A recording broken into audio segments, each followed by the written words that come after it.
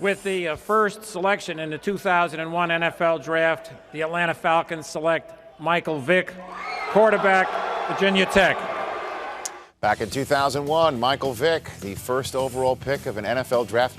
Oh, by the way, back in the day, the San Diego Chargers. Remember that? And they swapped picks. Yes. The Atlanta Falcons. Actually, technically, it was an Atlanta Falcon from the get-go, but you know what I'm saying. There was a draft trade as he came off the Virginia Tech campus, holding every single record in Virginia Tech quarterbacking football history until this man came along right here. This is Tyrod Taylor, the Virginia Tech record holder for total offense, passing yards, and rushing yards by a quarterback. Welcome, NFL Total Access. Thank you. Good to see you. And congratulations, beating those numbers. That's impressive. Appreciate it. And so, where are you from also? Hampton, Virginia. So that is also the hometown of Michael Vick? Michael Vick, well, he's from Newport News. It's so he's 5 minutes from Well, I'm from New York City, you know. It's all together. Yeah, just so this thing sort of mashed together. So you must have been hearing comparisons to Michael Vick since forever, correct? Yes, especially throughout high school. I heard a lot of comparisons between our games on the field. We're very similar, but some things that we do are not so much alike. Yeah, I mean, do you want to sometimes scream that from the mountaintops, that I am not Michael Vick, I am my own man? Yes, and that was my goal going towards Virginia Tech, was to leave a name for myself, and I think I did that at Virginia Tech. Try to step out of his shadow and just leave my own footprints. But step out of his shadow, but also lean on him for advice as well. You guys have developed a relationship. Tell us about that.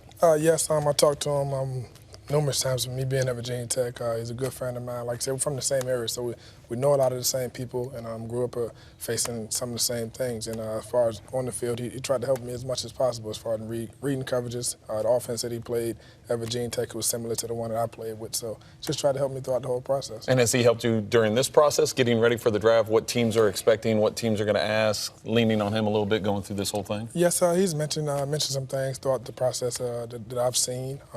Have a chance to meet with him and talk with him sometimes. I plan on throwing with him before the draft. Hopefully we can set that up within the next few weeks or so. But everything that he's given me advice on has been true, and I've been looking forward to throwing the football with him. We asked Dan Reeves, Michael Vick's first ever head coach in the National Football League, about you, and this is what he had to say. Give it a listen.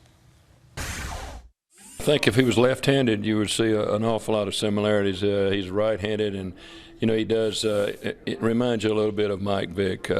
He's got great skills as far as feeling the pressure, getting away from the pressure, running with the football. But he also throws the ball extremely well, and I've been impressed with that because that's what I didn't know about him. You know, can he throw the football? He's got a strong arm. You know, to get the ball into the sideline route, he throws the deep ball extremely well.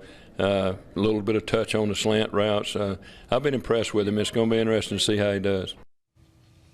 What would you say about your ability to throw the football?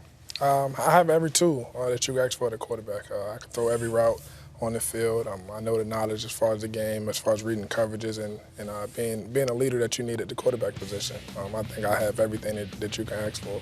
Well, what part of your game or what phases of your game will carry over into the NFL?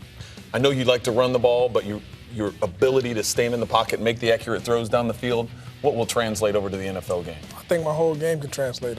As far as running the football, I've never been a run-first guy. When I take off, it's because no one's open.